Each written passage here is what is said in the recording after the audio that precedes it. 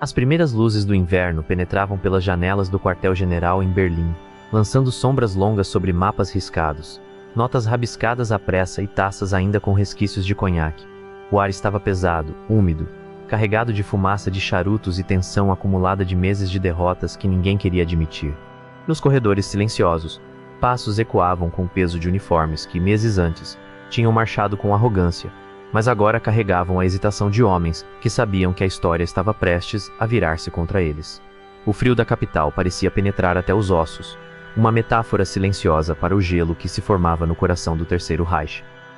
Em uma sala baixa, com lâmpadas tremeluzentes que mal iluminavam os rostos dos oficiais reunidos, o marechal Wilhelm Keitel observava os generais com olhos que misturavam raiva contida e desespero calculado. Cada um deles sabia que aquele encontro não era apenas estratégico. Era uma confissão silenciosa, um momento em que o orgulho militar deveria se curvar diante da evidência inevitável. Keitel, com a mão trêmula sobre o mapa de Europa, deixava escapar apenas pequenos murmúrios de ordem, cada sílaba carregada de uma autoridade que já não convencera ninguém há meses.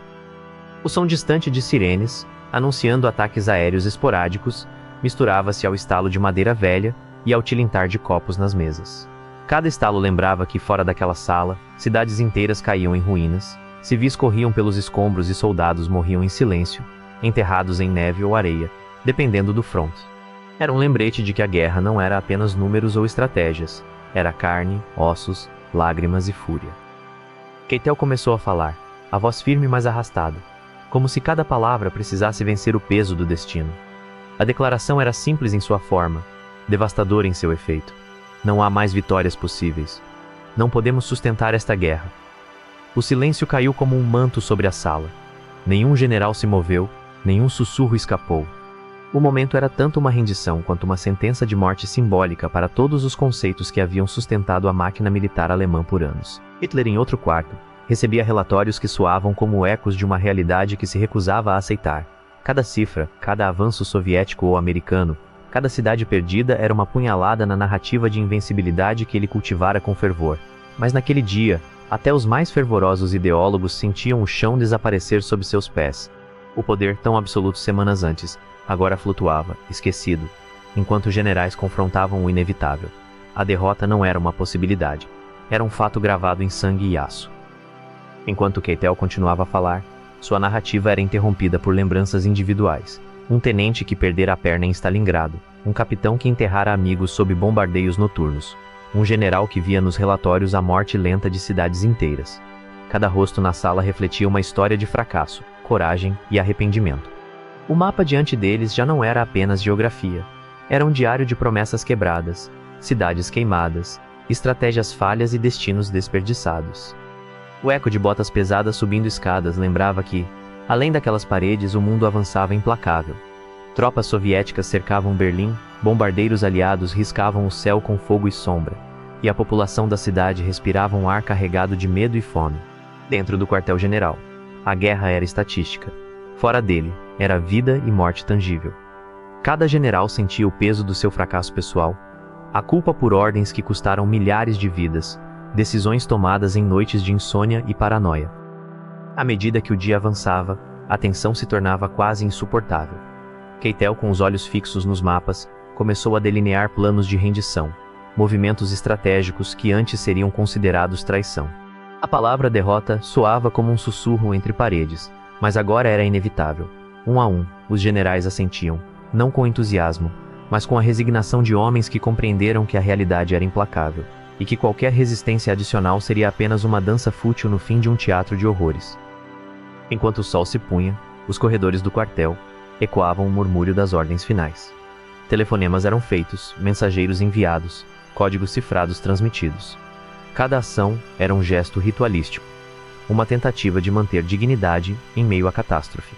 A guerra, que durante anos tinha sido o palco de glórias ilusórias e promessas de poder eterno, se transformava agora em uma narrativa de fracasso e arrependimento. E enquanto a noite caía sobre Berlim, um silêncio estranho se instalava. O som das bombas e dos tiros parecia distante, quase surreal. Os generais sentavam-se, exaustos, cada um refletindo sobre a magnitude do que acabavam de admitir. Não era apenas a derrota militar que pesava sobre eles, mas a consciência de terem participado de um colapso moral, de uma máquina de guerra que devorou inocentes, destruiu cidades e corrompeu a própria humanidade daqueles que a conduziram. A fumaça de charutos ainda pairava no ar, misturando-se com o cheiro de metal, papel e madeira queimados. Cada detalhe da sala, desde os mapas marcados até os uniformes amarrotados, contava uma história de anos de conflito, decisões precipitadas e a lenta erosão da confiança. Não havia vencedores naquele instante. Apenas homens confrontando a verdade que por tanto tempo negaram, uma verdade escrita em cada rugido de artilharia que ainda soava nos ouvidos. E então, enquanto a cidade fora do quartel continuava a sangrar sob o peso da guerra, a narrativa tomou um tom quase meditativo. Cada olhar, cada gesto, cada respiração carregava não apenas culpa, mas também a compreensão de que a história observaria aquele momento para sempre. A admissão da derrota não era apenas uma estratégia. Era um espelho da fragilidade humana diante de forças que não podem ser controladas.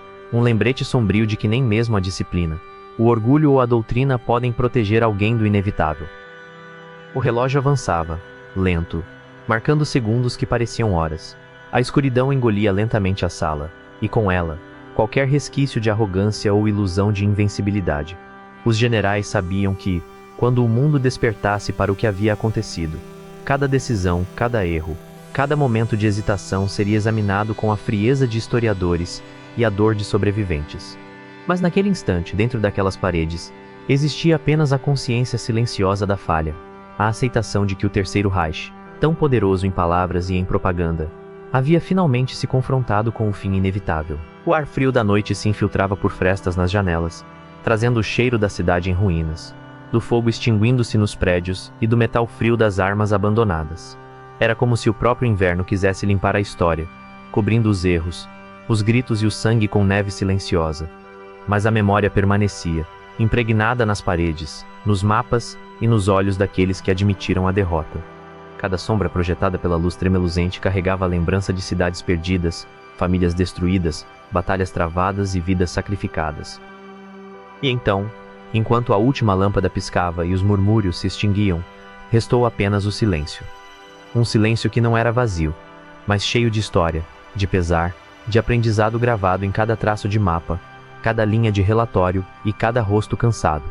O dia em que os generais alemães admitiram a derrota não seria apenas um registro militar, seria um testemunho da fragilidade humana, da arrogância vencida pelo destino e da cruel, mas necessária, verdade de que toda força, por maior que seja, é limitada diante do tempo, da estratégia inimiga e da inexorável marcha da história. A madrugada caiu sobre Berlim com um manto de escuridão pesada, quebrado apenas pelo lampejar distante de explosões e o som ocasional de tiros dispersos, ecos da resistência final que teimava em não sucumbir completamente.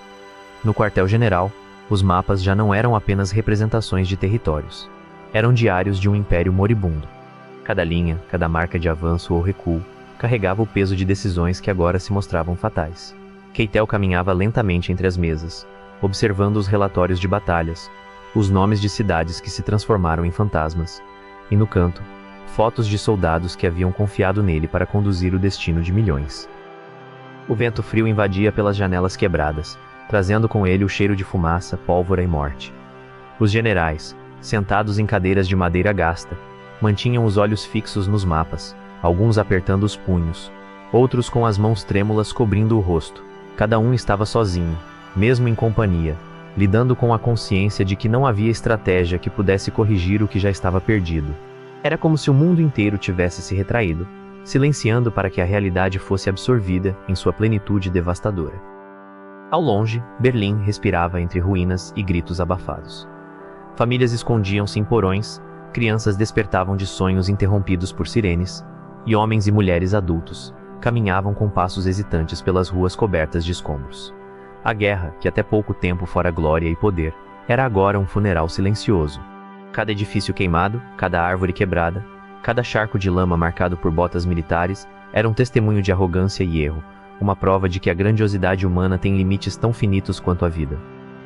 Keitel levantou-se, a voz grave cortando o silêncio como punhal. Devemos nos render. Não há alternativa. As palavras ecoaram pelas paredes baixas, cada sílaba carregada de uma solenidade que parecia esmagar o ar. Os generais assentiram, mas não por convicção. Assentiram por reconhecimento da inevitabilidade, por medo de prolongar o sofrimento que já atingia níveis insuportáveis. Cada rosto refletia não apenas medo, mas também uma melancolia profunda, a consciência de que, para sobreviver, precisariam admitir publicamente o fracasso. Enquanto as ordens eram transmitidas, os mensageiros atravessavam corredores com passos rápidos e respiração ofegante, levando a rendição a quartéis, unidades isoladas e postos avançados que ainda resistiam. A cada porta aberta, um silêncio tenso saudava a entrega da verdade, e homens acostumados a comandar vidas agora se curvavam perante a realidade inescapável. A guerra não era mais um jogo de estratégias, era um testemunho cruel da vulnerabilidade humana, da incapacidade de dominar o destino quando forças superiores se impõem. O cheiro da pólvora ainda pairava no ar, misturado com o aroma metálico do sangue seco em uniformes abandonados. O frio penetrava em todos os ossos, lembrando que nem toda preparação ou disciplina poderia proteger aqueles que estavam à mercê da história.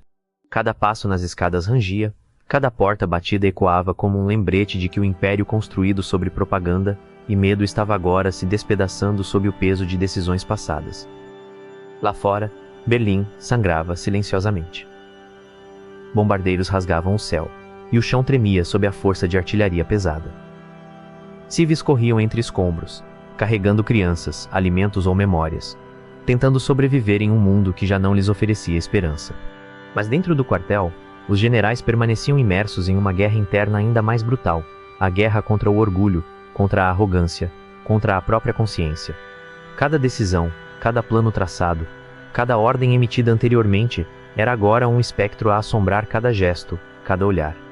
Quando a primeira delegação aliada atravessou as fronteiras do quartel, trazendo ordens de cessar-fogo e instruções para a rendição, os generais sentiram o peso do tempo colapsar sobre eles. As mãos trêmulas de Keitel assinaram documentos que selariam não apenas o destino militar, mas também o fim de uma ideologia sustentada por medo e violência. Cada assinatura era um eco da responsabilidade que carregariam pelo resto de suas vidas. E ainda assim, havia uma estranha serenidade na aceitação, como se admitir a derrota fosse a última forma de preservar algum fragmento de humanidade. Enquanto os aliados avançavam, os soldados alemães se retiravam em silêncio, olhos baixos, passos pesados, carregando a vergonha e a fadiga de meses de combates. O vento frio da manhã seguinte varria os escombros das ruas, limpando superficialmente a cidade, mas deixando marcas indeléveis nos corações e mentes daqueles que sobreviveram. A rendição era completa, mas o custo havia sido inimaginável. Cada prédio destruído, cada vida perdida, cada decisão tomada com esperança ou medo se transformara em história gravada no solo de Berlim.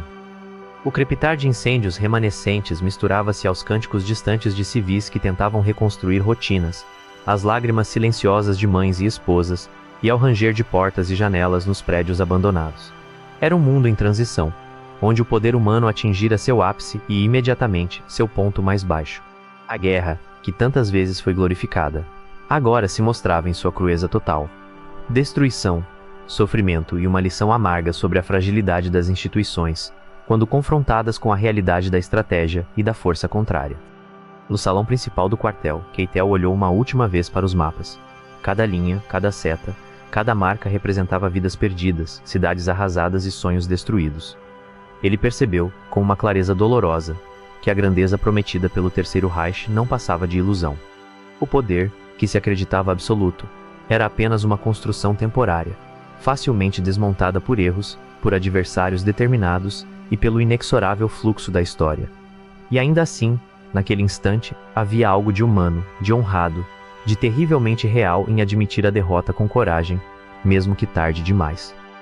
Enquanto o dia avançava para a tarde, os generais alemães deixavam o quartel em silêncio, cada um carregando seu próprio peso, cada um refletindo sobre as escolhas que os haviam conduzido até aquele ponto. Fora das paredes do comando central, Berlim começava a despertar lentamente para o fim da guerra. Havia dor, sim, mas também uma sensação estranha de renascimento. Um vislumbre de que a humanidade poderia, mesmo após tanta devastação, começar a reconstruir. As ruas vazias, cobertas de escombros e neve, tornaram-se um palco silencioso para o fim de uma era. A última lâmpada do quartel piscou, e com ela, a última chama da arrogância militar se apagou. O silêncio tomou conta, profundo, carregado de lembranças, arrependimentos e reflexões sobre a natureza humana. O dia em que os generais alemães admitiram a derrota não foi apenas um evento militar, foi um momento de profunda introspecção, um registro sombrio da fragilidade, da falibilidade e da complexidade do ser humano diante de forças muito maiores do que qualquer homem poderia controlar. E assim, Enquanto o vento frio varria os corredores vazios e Berlim lentamente respirava entre ruínas, permanecia apenas a consciência do que foi perdido, do que poderia ter sido e da história que, silenciosa, observaria para sempre aqueles que tiveram que admitir que o poder, por maior que fosse, nunca poderia derrotar a inevitabilidade da verdade. Enquanto a noite avançava sobre Berlim, o som distante de explosões misturava-se ao vento cortante que atravessava ruas desertas e avenidas marcadas por crateras e destroços. Cada edifício destruído parecia respirar, expelindo fumaça e lembranças, como se a cidade inteira lamentasse a própria condição de ruína. Os generais alemães, agora dispersos pelos corredores vazios do quartel-general, carregavam não apenas o peso de sua própria derrota, mas o testemunho silencioso de milhares de vidas sacrificadas em nome de ordens que se mostraram falhas. Nos salões de comando, mapas dobrados jaziam sobre mesas, marcados com flechas vermelhas indicando avanços que nunca se concretizaram e recuos que custaram cidades inteiras. Keitel permanecia de pé junto a uma janela quebrada, observando a luz da lua refletir em escombros cobertos de neve, cada sombra lembrando a magnitude do colapso. Ele podia ouvir, em pensamentos e lembranças, os gritos de soldados, o ranger de tanques atolados, o estrondo da artilharia e o sussurro de vidas humanas se esvaindo em silêncio. Era um eco da destruição que não poderia ser ignorado, um lembrete de que o poder militar, por mais absoluto que se pensasse, era sempre vulnerável à realidade. Lá fora, os civis emergiam de abrigos improvisados, cautelosos, olhando para os céus ainda riscados por bombardeios e rastros de fumaça. Alguns carregavam crianças nos braços, outros tentavam recolher o que restava de suas casas, e todos sentiam o peso da guerra em seus ombros curvados. Berlim respirava com dificuldade, engolindo o cheiro de morte, carvão e neve molhada, transformando o cotidiano em uma coreografia de sobrevivência. A humanidade, crua e exposta, revelava-se na coragem silenciosa de quem permanecia, apesar de tudo, tentando reconstruir fragmentos de vida. Keitel recordava-se dos anos anteriores, das marchas triunfantes, das vitórias ilusórias e do orgulho que inflava os corações dos oficiais. Agora, cada lembrança parecia distorcida, uma ironia cruel que punha o orgulho frente a frente com a impotência. Ele sabia que, em poucos dias, historiadores detalhariam cada erro, cada decisão equivocada, cada hesitação estratégica, mas naquele instante, havia apenas o reconhecimento silencioso do fracasso. Não havia desculpas, apenas a dura realidade de que a máquina de guerra havia se despedaçado de dentro para fora, e que admitir a derrota era o único ato de humanidade restante. Enquanto a madrugada se tornava manhã, delegações aliadas começaram a entrar nas ruas, e o contato com oficiais inimigos provocava estranhos sentimentos de alívio e constrangimento. Cada aperto de mão era uma declaração silenciosa de rendição, cada olhar compartilhado trazia consigo a compreensão do custo humano do conflito. Soldados que até semanas antes haviam se preparado para avançar, agora caminhavam com passos lentos, reconhecendo que a vitória nunca fora sua. Nos bastidores do poder, Hitler observava relatórios, seu semblante uma máscara de incredulidade e fúria contida. Mas a realidade, implacável, não podia ser alterada por raiva. A Alemanha não apenas havia perdido o território, havia perdido a narrativa, a ilusão de controle, a coerência de uma ideologia que por anos havia guiado homens e mulheres para destruição e sofrimento. Cada relatório de perdas, cada cidade evacuada, cada unidade cercada, representava mais que fracasso militar, era a morte de um império dentro de seus próprios olhos. Enquanto os generais se reuniam novamente para coordenar as últimas ordens de rendição, os sons da guerra começaram a se dissipar gradualmente. O silêncio tornou-se predominante, apenas interrompido por passos cansados nos corredores e o estalo ocasional de madeira sobrecarregada pelo frio. A tensão nos rostos refletia não apenas medo, mas também uma aceitação profunda. O Terceiro Reich estava condenado, e aqueles que ainda permaneciam vivos seriam testemunhas do desmoronamento final. No exterior, Berlim parecia suspensa entre a morte e o renascimento. Crianças caminhavam entre escombros, aprendendo a navegar pelo mundo destruído com um instinto de sobrevivência que impressionava mesmo os veteranos endurecidos pela guerra. Mulheres carregavam o peso de famílias inteiras, escondendo lágrimas e medo sob olhares firmes, e homens caminhavam em silêncio, cada passo uma mistura de culpa, alívio e introspecção. Era um cenário de devastação que, paradoxalmente, deixava transparecer a força do espírito humano diante da destruição total. Quando a tarde se aproximou, os generais observavam a cidade, finalmente confrontando as consequências palpáveis de anos de decisões. Cada rua destruída, cada prédio em ruínas, Cada vida perdida era uma sentença silenciosa que não poderia ser apagada. Keitel, sozinho em um corredor, tocou o mapa estendido sobre uma mesa e sentiu o peso físico e emocional da guerra. Era um objeto morto, coberto de traços que marcavam derrotas e esperanças desfeitas, mas ainda carregava o testemunho de humanidade, porque mesmo na derrota, havia consciência, arrependimento e talvez a possibilidade de reconstrução. O crepitar distante de incêndios misturava-se ao som da neve, sendo amassada pelos passos de civis e soldados. Cada ruído parecia carregar histórias inteiras, dramas individuais, que se entrelaçavam na narrativa maior de destruição e sobrevivência. Os generais, sentindo o silêncio absoluto de seus corredores, compreenderam que a rendição não era apenas militar, mas também moral. Era admitir que a busca pelo poder absoluto, sem limites, havia destruído tudo que se pretendia proteger. E então, com a última luz do dia desaparecendo, o vento frio varreu o quartel e as ruas, levando consigo o cheiro de pólvora, metal e suor. Cada sombra se alongava, cada ruído tornava-se mais profundo, mais carregado de memória e lembrança. O dia em que os generais alemães admitiram a derrota atingiu seu ápice silencioso, não com batalhas ou explosões, mas com o peso da consciência humana enfrentando a verdade inescapável, que até o maior poder, por mais temido e organizado que fosse, podia ser derrotado. Finalmente, quando a noite envolveu completamente Berlim, restou apenas o eco da história e da humanidade sobrevivente. Os generais, exaustos, sentaram-se ou permaneceram de pé, cada gesto refletindo a intensidade de um aprendizado doloroso. O silêncio tomou conta, profundo, solene, carregado de memórias e arrependimentos. Fora do quartel, civis começavam a reconstruir suas vidas, pequenos sinais de esperança surgindo entre escombros e cinzas. Dentro das paredes do poder, permanecia a consciência de que a derrota era completa, definitiva, e paradoxalmente, um último ato de honestidade diante de tudo que se perdera. E assim, Berlim respirava, entre ruínas e recordações, entre silêncio e memória. O dia em que os generais alemães admitiram a derrota não se tornaria apenas um registro militar, mas um testemunho da fragilidade humana, da responsabilidade e da inevitabilidade que transcende estratégias e exércitos.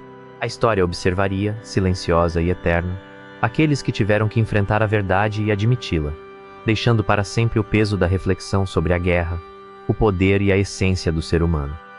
O crepitar distante de incêndios misturava-se ao som da neve sendo amassada pelos passos de civis e soldados.